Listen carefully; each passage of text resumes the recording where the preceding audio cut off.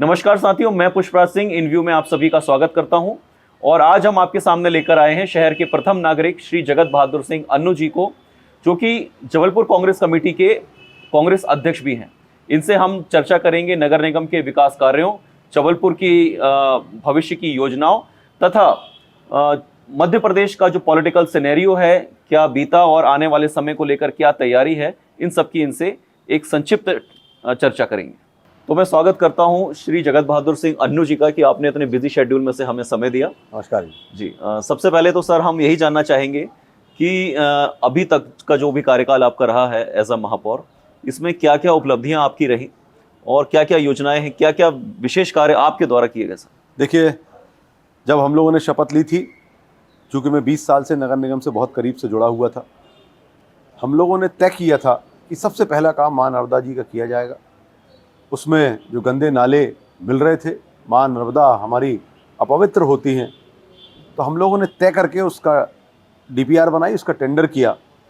Tender करने के उपरांत उसका काम भी चालू किया और आज 90% से ज़्यादा कार्य हम लोगों का 7 के लगभग 5 और 2 मिलाकर ऐसे 7 STP प्लांट का काम हम लोगों का आज संपूर्ण होने जा रहा है।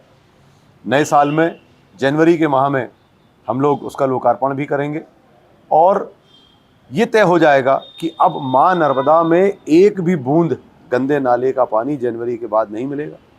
ये हम सब के लिए बहुत खुशनसीबी की बात है। ये दशकों से ये बातें होती थी पर ये हो नहीं पाता था। हम लोगों ने प्रयास किए और सबके साथ मिलकर हम लोगों को सफलता हासिल होने जा रही है। इसके अलावा लगभग 1 वर्ष में उसके बाद तो अभी और लगभग 800 करोड़ रुपए के काम नगर निगम में हम लोग कर चुके हैं। 250 करोड़ के आसपास की सड़कें, बहुत सारे गार्डन, कुछ अभी जो हमारे तालाब के काम हैं वो कुछ चालू हुए हैं, कुछ और होना चालू है, DPR बन चुकी हैं। हमारे जहां अंतिम संस्कार होते हैं ऐसे हमारे जगहों पर लगभग 10 की DPR हम लोग की चालू हो रही है। उसको टेम्पररी फेस में हम लोगों ने ठीक ठाक किया है, परंतु अब उसको बहुत खूबसूरत हम लोग बनाने जा रहे हैं। जबलपुर शहर में जल प्लावन को रोका जाए, उसके लिए हम लोगों ने बहुत काम किया। 60% से ज़्यादा जल प्लावन का काम जबलपुर शहर में ठीक हुआ, जो आने वाले 1 से 1.5 वर्ष में पूरा ठीक हो जाएगा। 284 करोड़ रुपए की राशि से हम लोगों ने पानी का टेंडर किया। हम लोगों ने जल, हर घर नर्मदा जल जो हम लोगों को पहुंचाना है। जब मैं महापौर बना तो सिर्फ 1,60,000 घरों में पानी माँ नर्मदा का जाता है और 1 लाख घरों में नहीं जाता है साहब। हम लोगों ने तय किया, उसको 1 साल पूरी मशक्क़त करने के बाद तैयारी करी, 284 करोड़ रुपए का टेंडर किया। 3 जनवरी को हमारा ये टेंडर खुलेगा और खुलने के बाद 22 टंकियों के साथ लगभग 450 किलोमीटर की पाइपलाइन विस्तार के साथ 1.5 साल के अंदर हम लोग ये काम पूर्ण करेंगे और हर घर में नर्मदा जल होगा। आने वाले 1.5 साल के अंदर ये हम लोगों की एक बहुत बड़ी उपलब्धि होगी। यहाँ का हरियाली जो है, ग्रीनरी पर हम लोग का बड़ा फोकस है, पर्यावरण को लेकर हम लोगों का फोकस है। डुमना नेचर पार्क जो हमारा एशिया का सबसे बड़ा अर्बन फॉरेस्ट है, जो 2000 एकड़ का है, 13 लेपर्ड है वहाँ पर, 2000 से ज़्यादा प्रेज है और 50 से ज़्यादा क्रोकोडाइल हैं। उस पर वहाँ पर हम लोग बर्ड सेंचुरी भी लेकर आ रहे हैं, जिसकी DPR लगभग तैयार है। वहाँ पर हम लोग नक्षत्र गार्डन और राशि गार्डन और बहुत सारे बच्चों के लिए हम लोग कर रहे हैं। अगर हम लोग मानवता की बात करें तो अपने कामों से हटकर भी बहुत सारे ऐसे काम हैं। रैन बसेरा है, रैन बसेरा में हम लोग जो लोग पिछले वर्षों तक सड़क पर, खुली सड़क पर ठंड में, कड़कड़ाती ठंड में सोते थे और उनकी मृत्यु हो जाती थी, हम लोग उनको रोज़ एक अमला, हमारा 4 टीम जबलपुर शहर से निकलती है और उनको हम लोग लेकर जाते हैं और घर के अंदर उनको रैन बसेरा के अंदर ले जाकर सर्व सुविधा युक्त भोजन के साथ, गर्म पानी के साथ उनको वहाँ पर बड़े आरामदायक तरीके से हम लोग रखते हैं।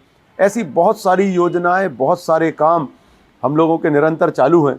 जबलपुर शहर में मध्य प्रदेश का सबसे ऊंचा राष्ट्र ध्वज, उसका फाउंडेशन डल गया, उसकी प्रक्रिया चालू हो गई है। भारत माता का मंदिर, बहुत खूबसूरत भारत माता का मंदिर भारत माता उद्यान में, सिविक सेंटर में, उसका कार्य भी जयपुर में शुरू हो गया है। मूर्ति बनना शुरू हो गई है, प्रतिमा बनना शुरू हो गई है। जबलपुर शहर में हम लोगों को लगभग 52 करोड़ रुपए की राशि का खर्च बिजली का बिल का आता है। इसको हम लोग 20 से 25 करोड़ रुपए कम करने जा रहे हैं, जिसका टेंडर हो चुका है। और हम लोग लगभग 60 से 70 करोड़ की राशि से सोलार करेंगे। हमारा जो इलेक्ट्रिसिटी का कंजम्पशन है, विंडमिल का भी उसमें उपयोग होगा। ऐसी बहुत सारी योजनाएं, बहुत सारे काम। बिजली की व्यवस्था देखें तो आप कहीं भी जाएंगे तो आपको अब बिजली जो पहले 70, 72, 75% आपको ठीक मिलती थी, आज 95 और 97% तक लाइट हम लोगों को बहुत अच्छी वाइट लाइट बढ़िया मिलती है। सड़कें, जो प्रमुख सड़कें पूरी हैं, वो आपकी पूरी ठीक हो चुकी हैं। गड्ढे नहीं देखेंगे आपको, बहुत कम गड्ढे होंगे जो शहर में अब आपको देखने को मिलेंगे, और हम लोग का फोकस भी है कि लगातार उसको हम लोग ठीक करें।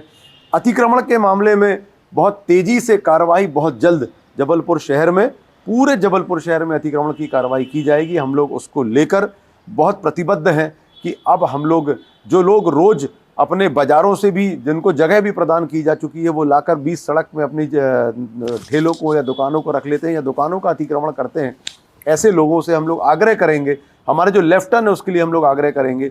अब जो काम यातायात व्यवस्था पुलिस विभाग का है, लेकिन नगर निगम का अमला उनके साथ मिलकर यातायात व्यवस्था हम कैसे ठीक करें, उसको लेकर हम लोग काम करेंगे। बहुत सारी चीज़ें स्मार्ट सिटी के माध्यम से भी जबलपुर शहर में ठीक हुई हैं, वो नगर निगम को हैंडओवर होती जा रही हैं। स्मार्ट सिटी से मिलकर हम लोगों ने ये काम किया। जबलपुर शहर निरंतर तरक्की के रास्ते पे आगे बढ़ रहा है, और मुझे ऐसा लगता है आने वाले समय में जब 3 से 4 साल के अंदर ऐसा हम लोग कह सकेंगे कि भोपाल इंदौर से हम लोग आगे बढ़ना शुरू हो गए। जी सर, जैसे कि आपने अतिक्रमण की बात करी, तो आज से 23 साल पहले एक बहुत बड़ा अभियान चलाया गया था और पूरे गुरंदी क्षेत्र को खाली कराया गया था, और ऐसी कई सारी ज़मीनें हमारे जबलपुर नगर निगम की सीमा में आती हैं। तो क्या नगर निगम ऐसा कोई कमर्शियल कॉम्प्लेक्स बनाने नहीं जा रहा जिससे नगर निगम की भी आय बढ़े? देखिए, गुरंदी तो जिस हालात में था ठीक किया गया था, फिर जब मैं महापौर बना तो मुझे लगभग उसी हालात में फिर से मिला। ठीक है, हम लोग उसको ठीक करेंगे। एक बहुत शानदार योजना का हम लोगों ने कंसल्टेंसी का टेंडर किया है, वो है रीडेंसिफिकेशन का। हम लोग रीडेंसिफिकेशन पे जा रहे हैं। रीडेंसिफिकेशन एक प्रक्रिया है कि जहाँ पर अगर कोई कब्जा है तो उन लोगों को हम लोग जगह बना कर देते हैं, और बाकी की जगह को या तो हम सेल करते हैं या कुछ ना कुछ उसमें प्रोजेक्ट करते हैं। निश्चित तौर पे आने वाले समय में जो हमारी प्रमुख जगह हैं उनको रीडेंसिफिकेशन पे लेके जाएंगे। उनसे जो हमको आय होगी उस पर कमर्शियल कॉम्प्लेक्स प्राइवेट पार्टी बनाएगी, और उससे जो हमारी आय होगी उस आय से हम लोग चिकित्सा और शिक्षा, इस मामले में जबलपुर शहर पे बड़े काम करने जा रहे हैं। साथ ही साथ एक बड़ा स्टेडियम जो हम लोगों की प्लानिंग में है, वो हम लोग उस काम से करेंगे। हमारे पास ज़मीन है स्टेडियम के लिए, उस पर हम लोग काम करेंगे। उसके साथ साथ हमारे जितने स्कूल्स हैं, सरकारी स्कूल है, संचालित तो नगर निगम सिर्फ 5 करता है, पर जो बिल्डिंग्स हैं और स्मार्ट स्कूल बनाने की जो प्रक्रिया वो हम लोग करेंगे। हर वार्ड में, अभी 43 पर हम लोग संजीवनी क्लिनिक पे काम कर रहे हैं, हर वार्ड में हम लोग संजीवनी क्लिनिक बनाएंगे, ये हम लोगों ने तय किया है। एक अच्छा भवन हम लोगों का नगर निगम को हो, जहाँ सदन लगती हो, जहाँ MIC लगे, जहाँ पर अधिकारी बैठे, जहाँ पर हमारे सारे पार्षद साथी बैठे, सर्व सुविधा युक्त हो, मीटिंग्स अच्छे से हो सके, समाज के लोग, बाहर के लोग आ सके, हमारे सोसाइटी के लोगों के साथ हम लोग बैठ सके, उनसे चर्चा कर सके, ऐसा भी एक बड़ा भव्य भवन हम लोग बनाएंगे। तो इन जगहों पर मल्टीज बनेंगी, और उन जगह से जो पैसा हम लोगों को प्राप्त होगा उन पैसों से हम लोग जबलपुर शहर को विकास में लगाएंगे। ऐसा हम लोग टेंडर ऑलरेडी कंसल्टेंट का कर चुके हैं। जब कंसल्टेंट आके ज़मीनों का हम लोग उसकी वर्किंग करेंगे तो मुझे लगता है 6 महीने बाद हम लोग, आचार संहिता जब हमारी ख़त्म होगी, लोकसभा चुनाव जब पूरे हो चुके होंगे, तो उसके बाद हम लोग इस हालात में आ जाएंगे कि हम लोग इसकी प्रक्रिया टेंडर की चालू करके और एक काम पे चालू कर देंगे हम। तो आपके कार्यकाल में हम सर ये देख सकते हैं कि काम कम से कम शुरू तो हो ही जाएगा। निश्चित तौर पे शुरू होगा काम, और कार्यकाल पे नहीं, कार्यकाल खत्म होते होते मुझे ऐसा लगता है कि हम लोग बहुत कुछ कर चुके होंगे। जी सर, फ्लाईओवर एक बहुत बड़ी समस्या बन चुका है जबलपुर शहर के लिए। तो फ्लाईओवर तो बन रहा है, प्रोग्रेस पे है, चलिए ठीक है, लेकिन फ्लाईओवर के नीचे की जो रोड्स हैं, ये इसको कम से कम सर डामरीकरण इसका किया जाना था, बिकॉज आज डस्ट एक बहुत बड़ी प्रॉब्लम बन चुकी है। तो हम लोग जबलपुर, जब मैं महापौर बना तो मैं आपको बता दूं, हमारे यहाँ की जो AQI थी वो 63 रैंक पे थे हम पूरे देश में। फिर हम लोगों ने बाकी की सड़कें बनाई, गार्डन बनाई, गार्डन बनाने के बाद जो फुटपाथ थे, फुटपाथ बनाए, ऐसे बहुत सारी चीज़ें, बहुत सारे हम लोगों ने फवारे चालू किए, बहुत सारे गार्डन्स हम लोगों ने ठीक किए। ये सब करने के बाद स्थिति ये बनी कि हमारी AQI 13वें नंबर पे आई जबलपुर शहर की, 13th पे आए हम। और 13th पे भी हम इसलिए हैं क्योंकि जो फ्लाईओवर का काम है ये बहुत गुणवत्ता विहीन तरीके से चल रहा है। फ्लाईओवर की नीचे की जो सड़कें हैं वो काम बहुत स्लो है, अत्यंत स्लो है, जिसके कारण पूरे शहर में धूल फैलती है। ये स्टेट का काम है, सेंट्रल का काम है। हम लोग नगर निगम पे, इस पे हमारा कोई किसी प्रकार का अधिकार नहीं है, फिर भी हम लोग दबाव बनाते हैं बहुत सारी चीज़ों के लिए।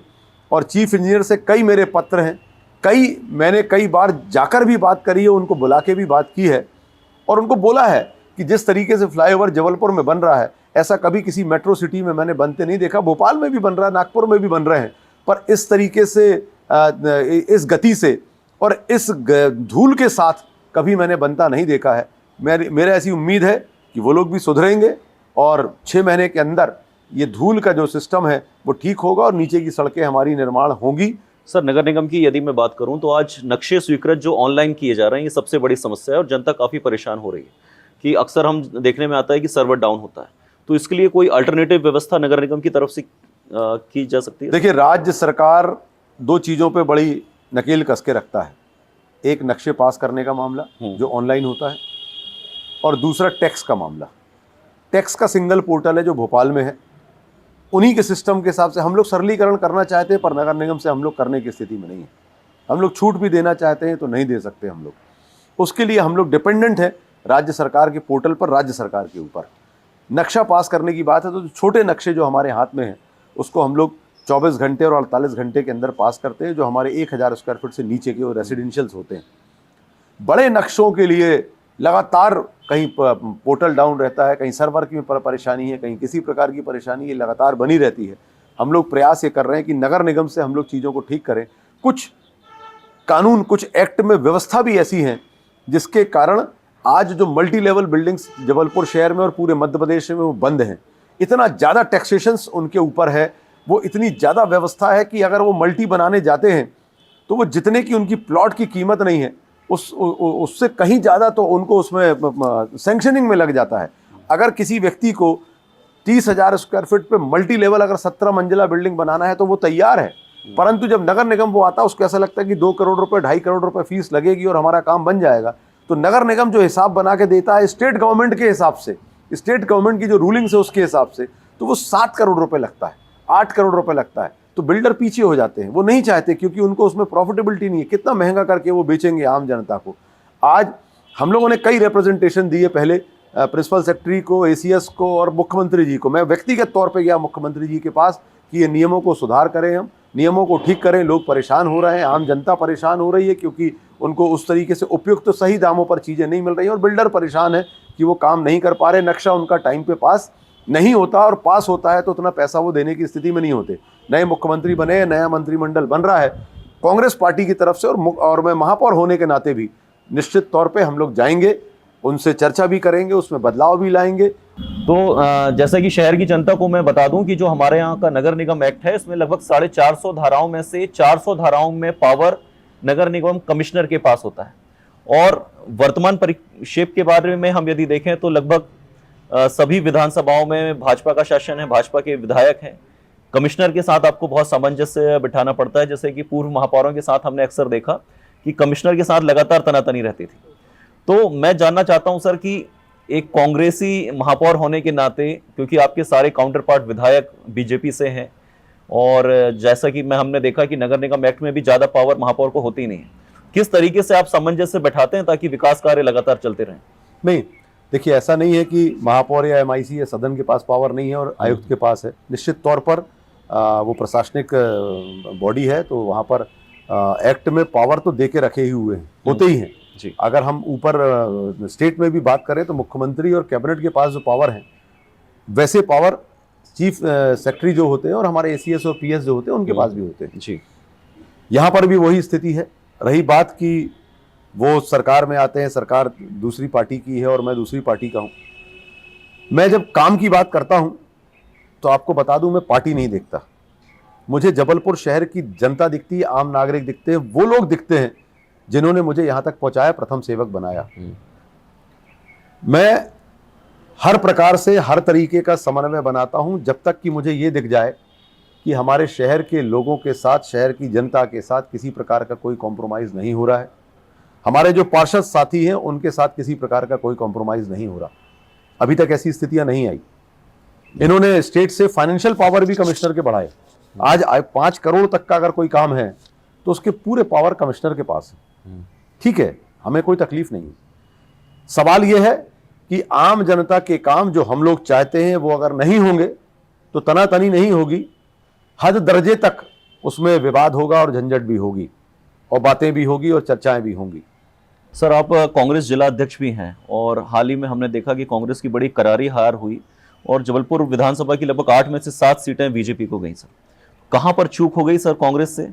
क्योंकि इतनी बड़ी हार होगी ये जनता को भी शायद एक्सपेक्टेड नहीं था और सारे सर्वे पोल्स जो थे वो भी इस हद तक हार नहीं है दिखा रहे थे। देखिए, चूक जबलपुर लेवल पे होती तो समझ में आता।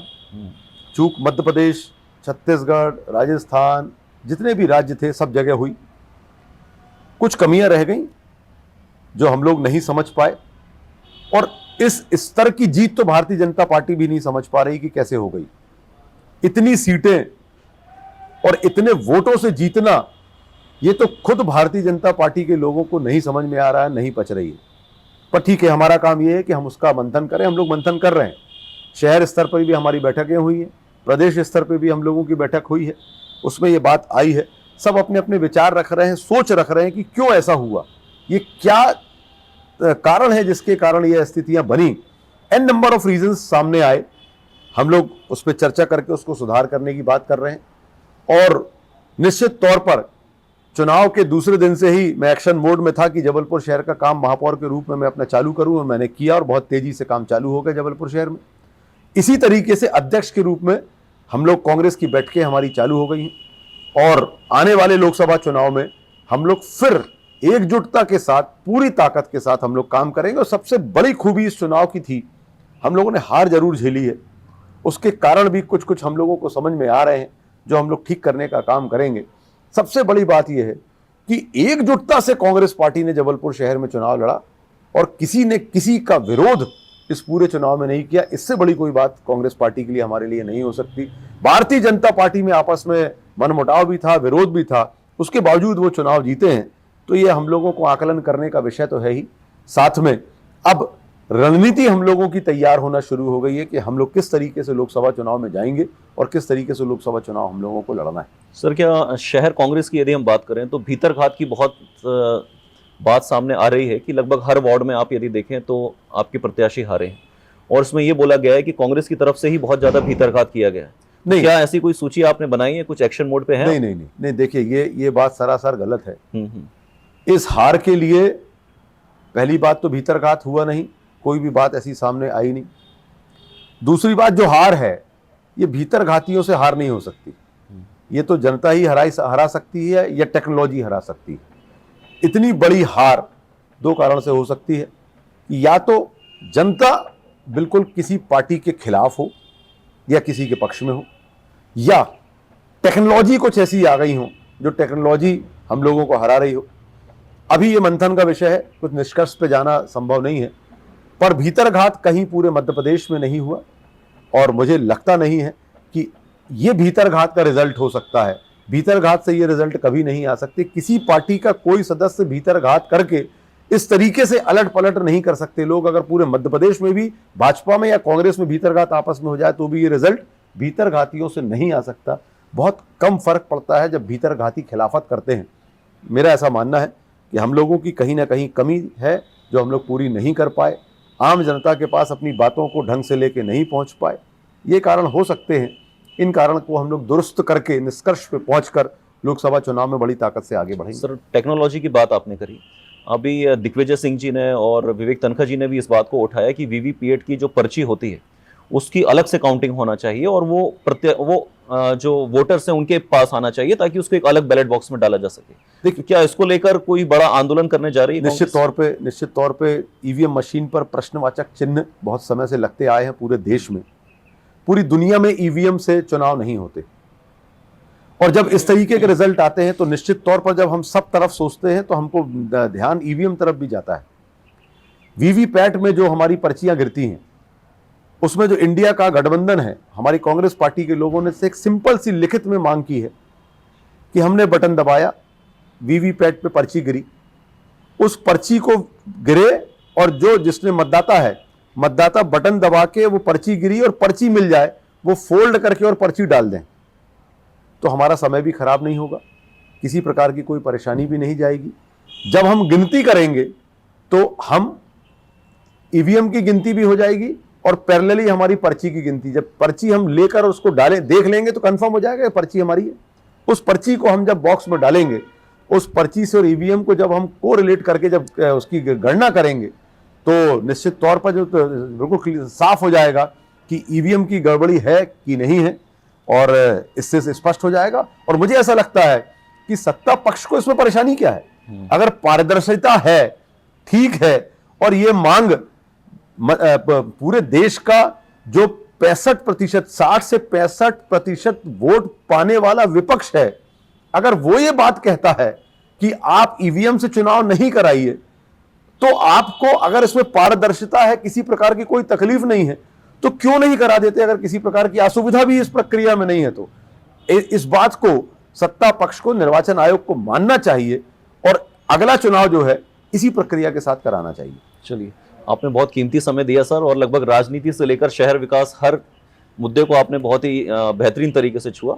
आगामी लोकसभा चुनाव और शहर विकास के लिए हमारी आपको बहुत बहुत शुभकामनाएं। बहुत बहुत धन्यवाद। इनव्यू परिवार के सभी सदस्यों को मेरी तरफ से बहुत बहुत साधुवाद। Thank you sir. अच्छा काम कर रहे हैं आप लोग। निश्चित तौर पर जबलपुर शहर को आगे बढ़ाने के लिए आप निरंतर इसी तरीके से सकारात्मक रवैया अपना अपनाते रहेंगे, और कैसा हो हमारा जबलपुर शहर, उसको लेकर खूबसूरत हो जबलपुर शहर, उसको लेकर जो आप लोगों की अप्रोच है, ये पॉजिटिव तरीके से ऐसे ही आगे बढ़ती रहेगी। चलिए, धन्यवाद, बहुत बहुत धन्यवाद।